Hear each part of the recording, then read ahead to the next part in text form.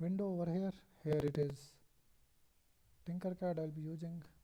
So first of all, let us open this, and I have already logged in. You can log in with the Google over here.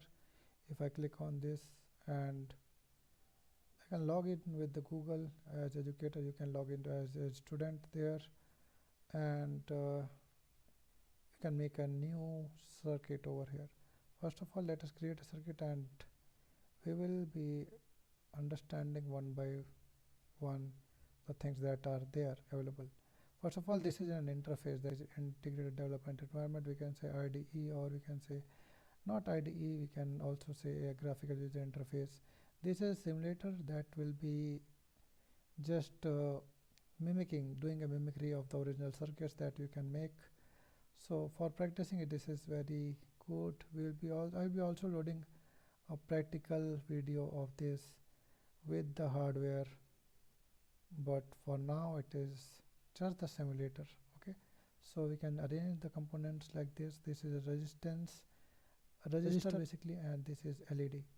So LED is having two terminals, positive and negative. Cathode is negative and anode is positive. So we have to connect a positive to positive, negative to negative, but through this resistance also, because as we Google it, there is minimum resistance for the LED. If I say minimum resistance for LED, you can see that it is going to give you around minimum current, I will say, not resistance. So you can see it is going to be around 50 microamperes, around 20 milliamperes. Okay, so in this case it is actually 20 milliamperes. It will be more clear. Let's just arrange the things first. This side is positive, this side is positive, so both positive are in opposite directions. I have to align in the way that this positive is easily connected to this positive. So I will select this and flip it. So now this positive, and this negative is there. We can easily make the connection now. So let's connect this wire to resistance and this wire to the terminal of LED. So LED positive terminal is connected to the positive terminal of the battery. The value of resistance is not yet fixed, so we will calculate the value, which value of resistance we have to put in there, and why. That will be governed by the Ohm's law. Ohm's law, you must be knowing that it is a person that has given, a scientist that has given the law V equal to IR, or we can say that it's V is directly proportional to I, and when we remove the proportionality constant, it becomes V equal to IR. Or just open draw online and it will be more clear. So this is what I have already calculated over here. We have I equal to 20 milliamperes, and 20 milliamperes is said to be like this, 10 raised to power minus 3, and when it in a simplified manner it is this. And if we calculate is 9 by 1 divided by 20 by 1000, it should be if we convert into multiplication, then it will be like denominator will be coming to numerator, and this numerator will be coming to denominator of the 9 by 1. So it will be 9 into 1000 divided by 20, and if we calculate it, it will be around 450. Now let me open one more thing, that is the PPT over here, which is very important, just to explain the resistance, because this tutorial is focused about the resistance only. So I will open a recent document, and I will open a few of the slides over here. So I'll just show you what is resistance. If you see this explains the resistance. Basically, if you see this side and the right side, we have less resistance, where the cross section of the pipe is same, but when we press it at in between, then the cross section of pipe reduces and resistance increase. So the flow amount of water at the other end will be less. So this is the same way the resistance also work and does to the current, flow of current. And here actually in the wire itself, not only the device that is in this form, you can see in this right side through hole and surface mount is 101 like this. So these, not only this device, but the proper materials that are proper wires, metals also have a specific resistance along the length of the wire. So it is given by the resistivity. You can see resistivity is materially specific, and it is given over here.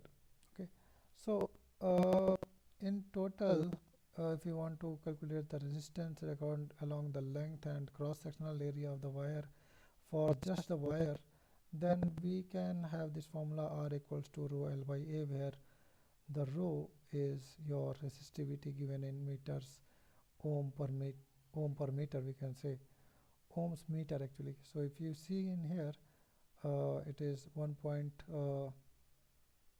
for copper. Normally what we use copper and molybdenum, it is 1.62 into 10 to the power minus 8 ohms meter. Okay, so that's how we can calculate the resistance per unit length. But now coming back to the circuit. Okay, so coming back to the circuit, we have 450 ohms. But why I told you about the wire, because this resistance will be calculated as 450 ohms, but it will be not 450 ohms as in here. So minimum resistance I am talking about. So minimum resistance may be 400 or even lower than 400, because if we add up the resistance provided by the wire itself. Currently the value of the resistance is 1 kilo ohm. If I make it to ohms, that will be 1 ohm. Now you can see the effect. So it is saying that current through the LED is 808 milliamperes, which is way higher than 20 milliamperes. So that is why we need to come in the range of something like, you can make it 300, then also you can see what is the effect. So you can see in 300 it is 300 ohms, it is saying that 22.9 milliamperes, again this is higher than 20 milliamperes, and that is why what we will do is that we will be increasing this again to, let's say, 350. Then yeah, so now it is said that it is the add up resistance by the wire and the 350 ohms is equalizing, and the LED is not going off, there is no warning basically. So we can have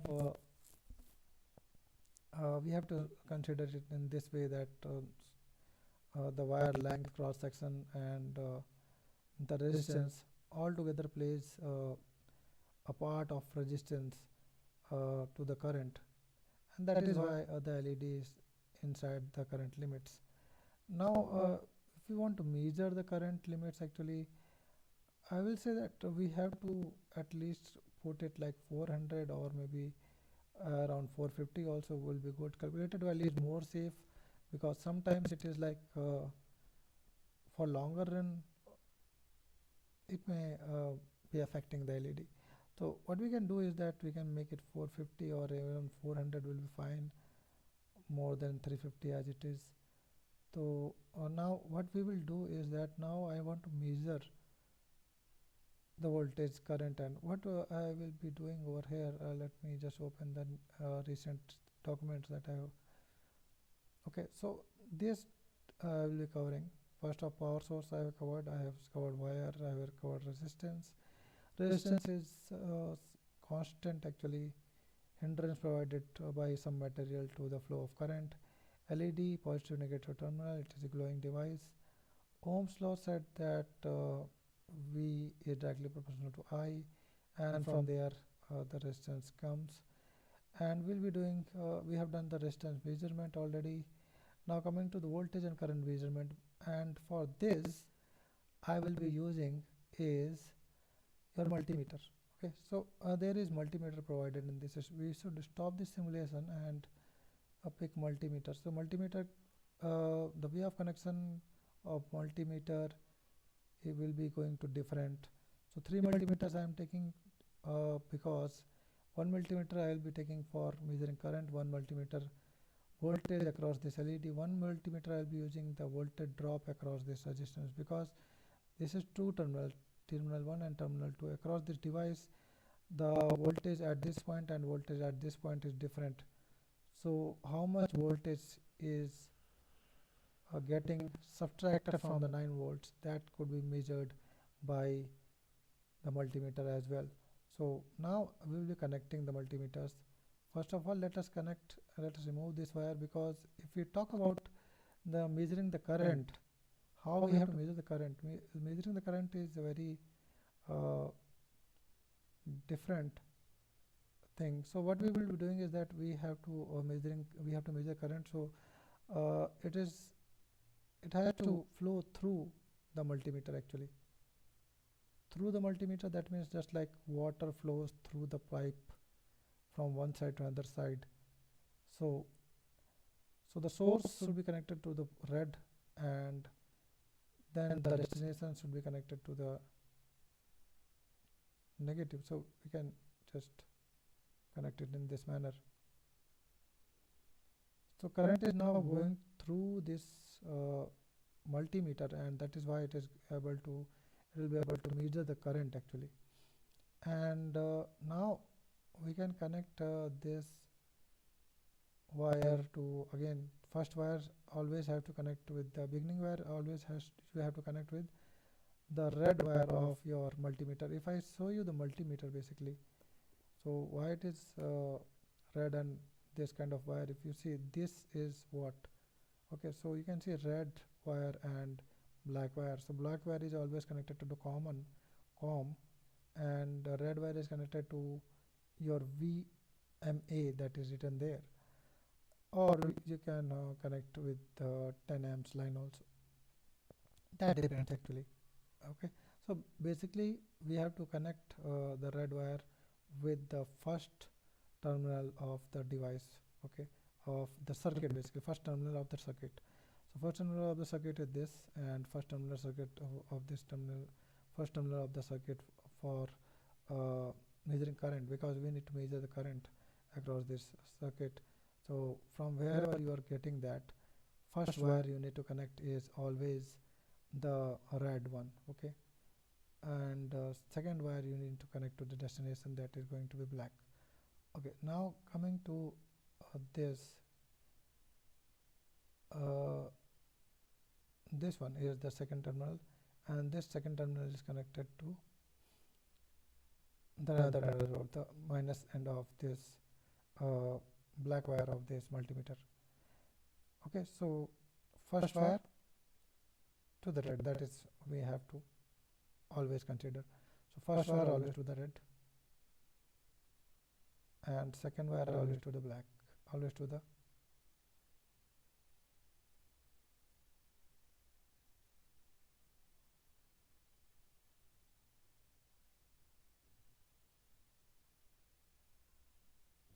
black. Okay, so second terminal always to the black, first always to the red, second terminal always to the black. So first always to the red and second terminal always to the black. So that is what it is. Now we have to measure the current. So currently you can see this is AVR, and AVR is like we have ampere, we have voltage, we have resistance. So if I want to measure the current, then it is A. If it is voltage, then V. You can select it actually. So if we click on this, then you can see there is 7.9 volt, which is actually it is wrong. We have connected this in for measuring the current, and we need to select this ampere over here. You can see 17.3 milliamps. It is the current that is flowing through this circuit, and the voltage drop across this resistance is 6.92, and the voltage across this LED is 2.5 volt. If you sum up, it is around 9 volts only. It is currently 8.97, which is absolutely somewhat around 9 volts, because there will be some voltage drop in the wire itself. Okay, I think it is clear.